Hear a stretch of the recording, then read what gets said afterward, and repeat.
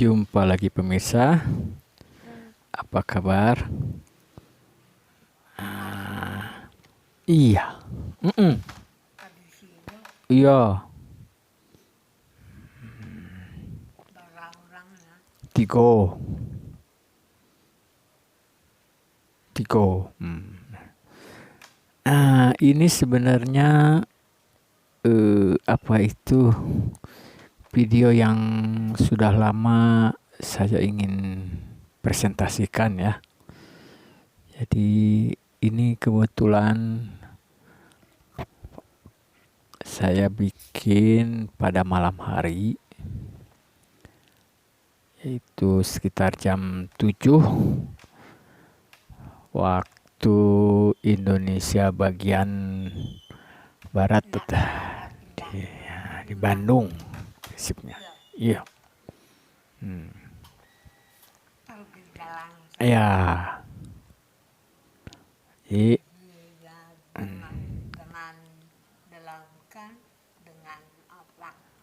iya, betul. Nah, seperti Anda lihat, ini sebenarnya inilah yang paling menurut saya ini yang sebenarnya kita harus banyak berpikir atau apa ya maksudnya ya. Mm-mm. Jadi ini saya sudah masuk untuk spesifik Alzheimer ya. Ya.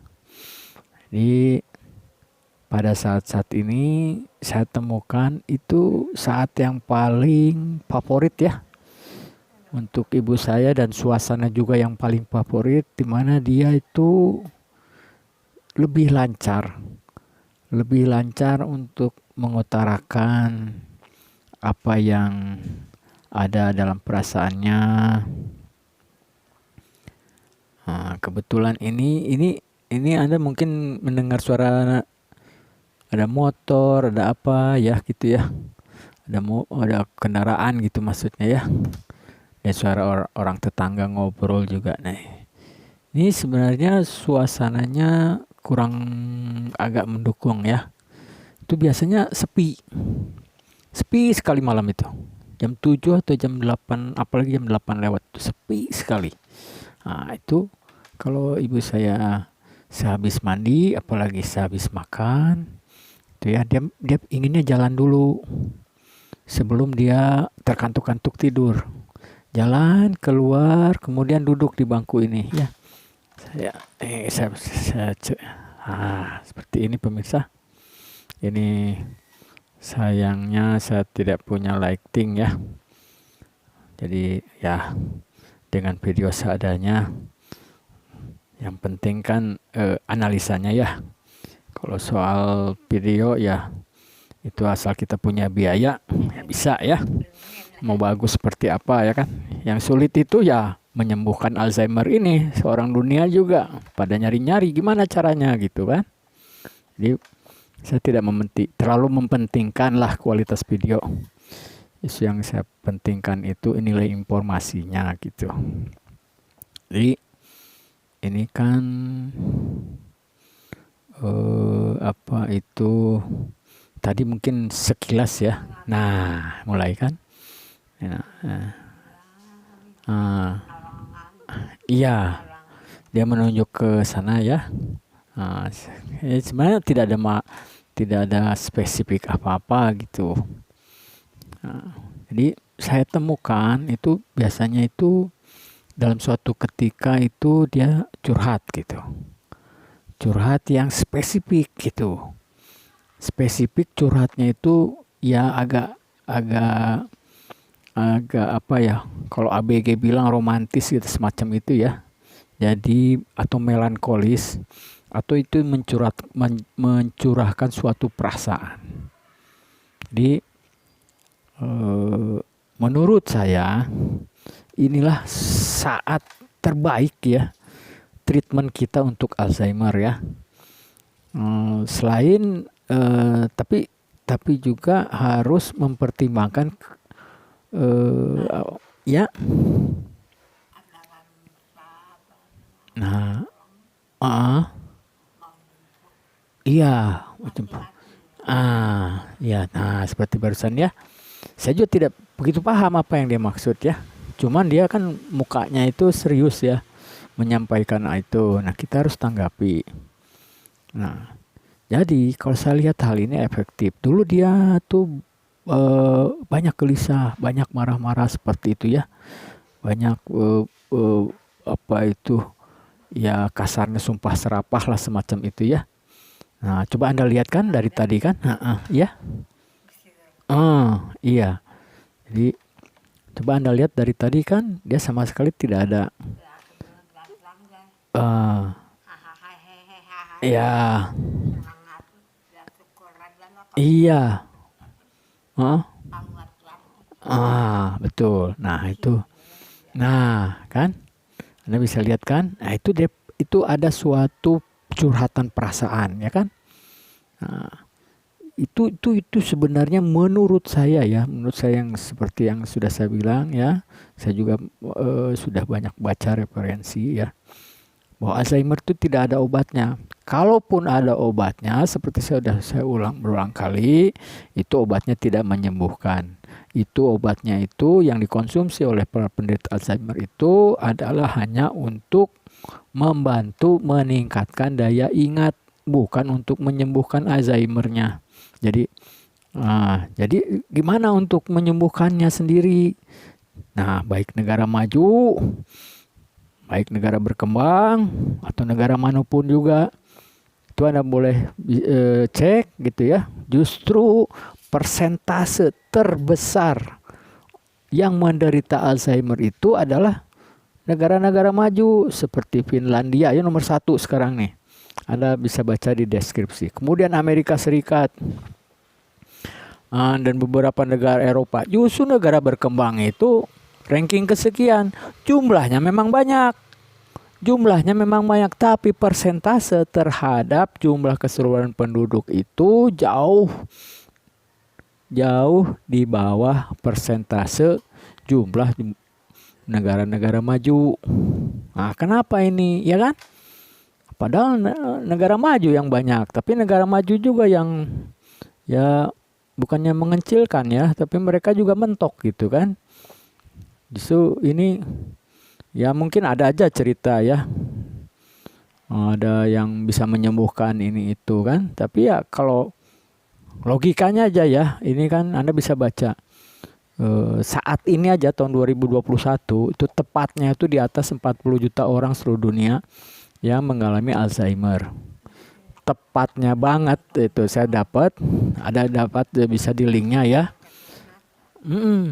Itu ada 46,8 juta orang Alzheimer doang, bukan demensia. Demensia sendiri lebih dari 55 juta orang ya.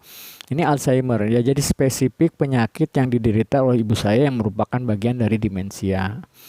Nah, jadi kalau logikanya ya pemirsa, segitu puluhan juta ya orang menderita suffering lah kalau bahasa Inggrisnya Alzheimer, tapi tidak ditemukan obatnya. Bagaimana kalau misalnya Anda yang menemukan? Coba Anda pikir. Pahlawan kan? Bisa menyelamatkan berjuta-juta umat manusia di dunia ini yang menderita Alzheimer. Betul kan? Jadi kalau ada orang menemukan itu udah ribut dunia itu yang jelas.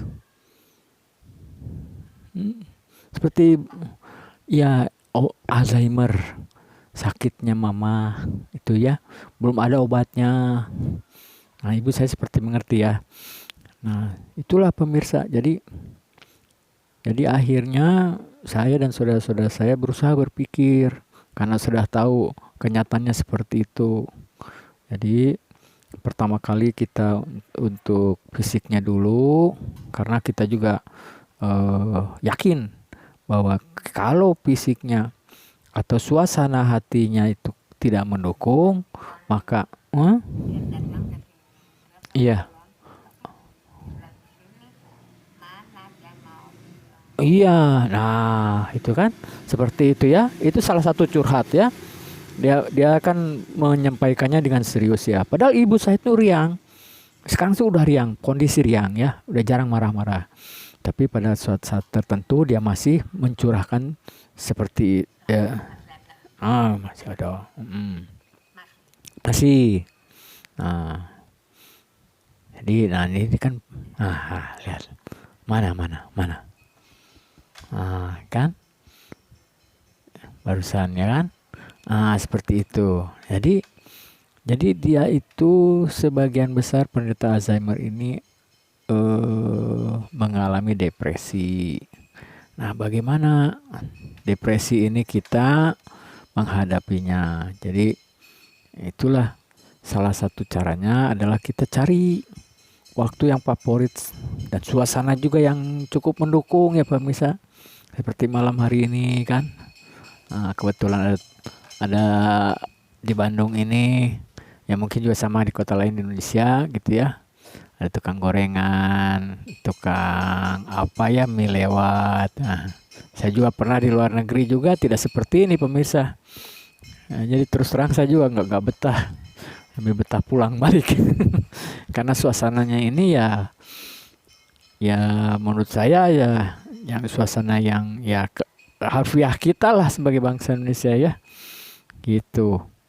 Kalau di luar negeri ya lain lagi ceritanya kan. Nah, yang penderitanya juga lain lagi juga ceritanya gitu kan. Kebetulan ibu saya mengalami. Nah, itu pemirsa. Jadi spesifiknya itu iya, iya betul. Nah, ini juga kita harus ukur. Nah, seperti yang ada video sebelumnya kan, kita harus ukur. Kita juga harus jangan sampai membuang waktu. Karena Alzheimer ini ada tenggang waktunya. Seperti ibu saya ini setelah dari diagnosa kan 7 tahun. Menurut referensi itu sekitar 9 tahun. Ada juga yang bilang 10 tahun. Ya, prinsipnya ada batas waktunya dia di mana mereka ini ya dipanggil gitu prinsip kasarnya ya. Jadi dan hampir semuanya seperti itu. Jadi kalaupun ada nih ya pemirsa ya, Anda harus kritis ya. Kalau misalnya Anda orang tuanya juga ada orang menemukan Alzheimer, Anda harus kritis seperti yang saya bilang tadi. Jadi berjuta-juta orang, puluhan juta bukan juta lagi ya, berjuta-juta orang ini sekarang menderita, tidak ada obatnya dan mereka semua menghadapi nasib sama seperti ibu saya. Jadi suatu saat akan dipanggil menurut kadar waktunya masing-masing. Jadi kalau ada yang menemukan, boleh Anda, saya juga sangat berterima kasih kalau ada yang menemukan. Minimal dia tuh pahlawan, misalnya sampai menemukan suatu obat sehingga ibu saya selamat, gitu ya. Tidak terkena dipanggil karena penyakit Alzheimer-nya ini kan. Jadi ini ya luar biasa menurut saya, sangat luar biasa karena penyakit ini udah 100 tahun lebih ya. Mulai saya bilang waktu itu hampir seabad, ternyata lebih. Jadi di tahun 1906 telah ditemukan oleh seorang ahli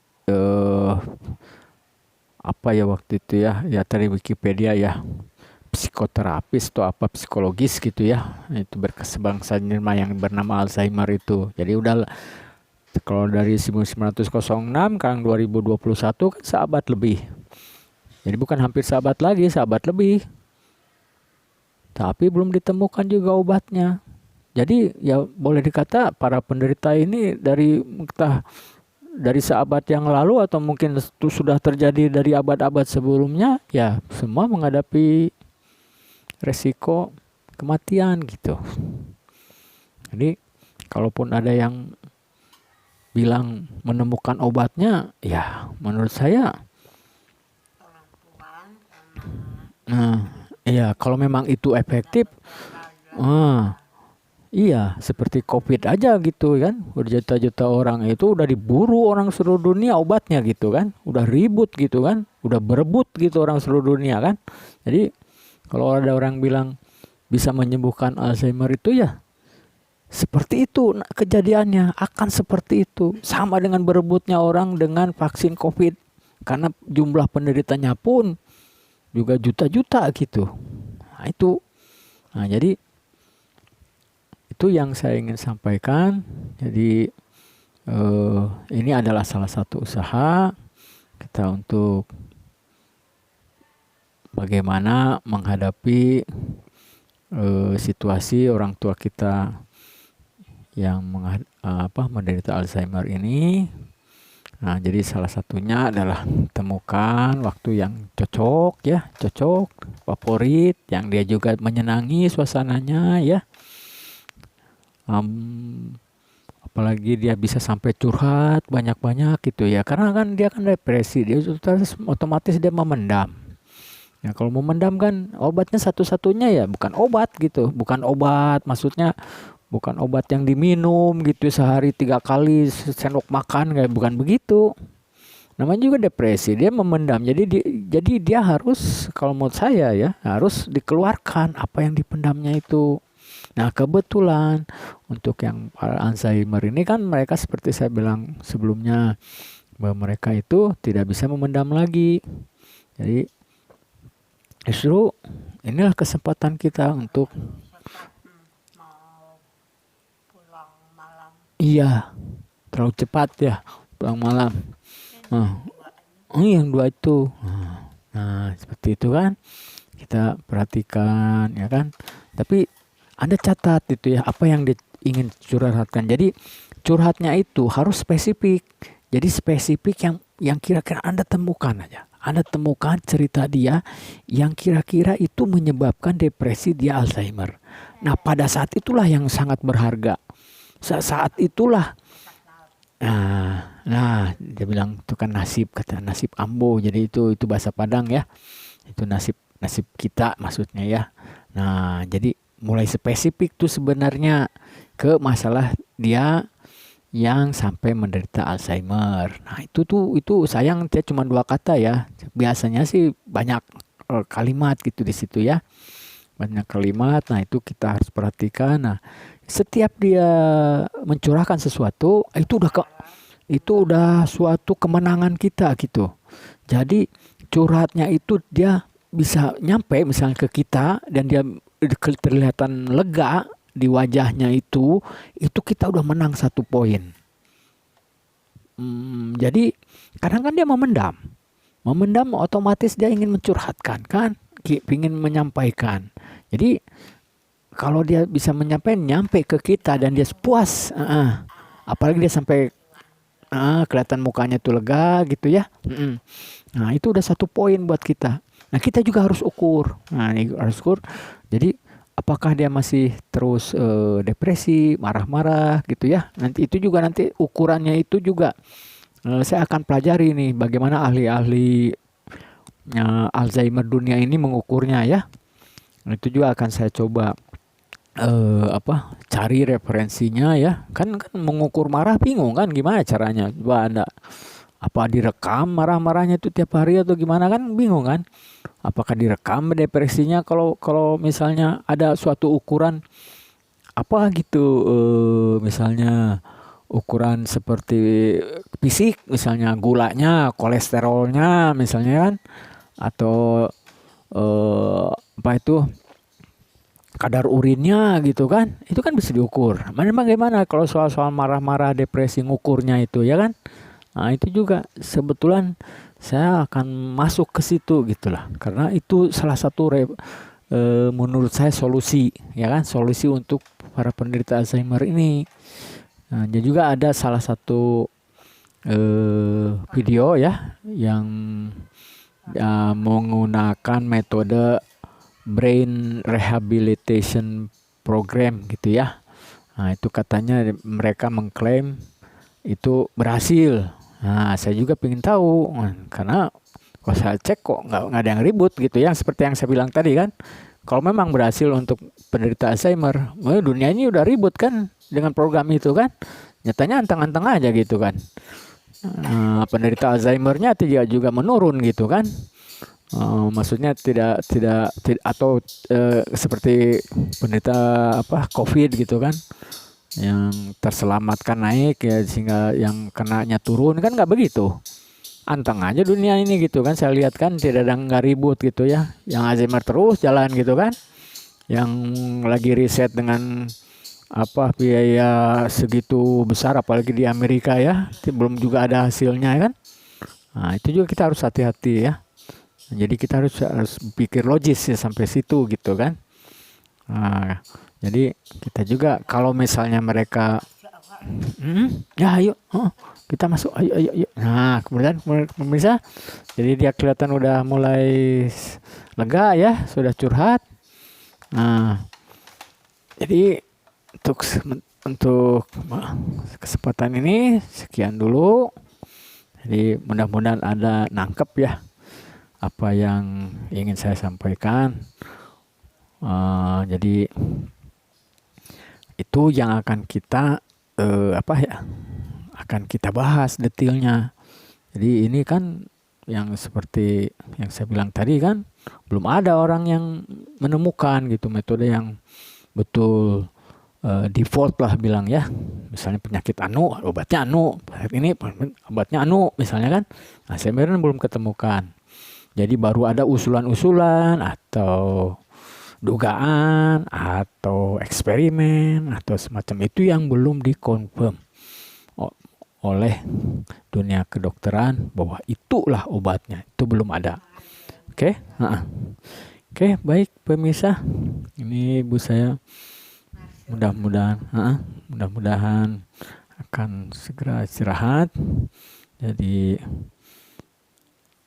sekian dulu. Sampai jumpa di video-video berikutnya. Terima kasih.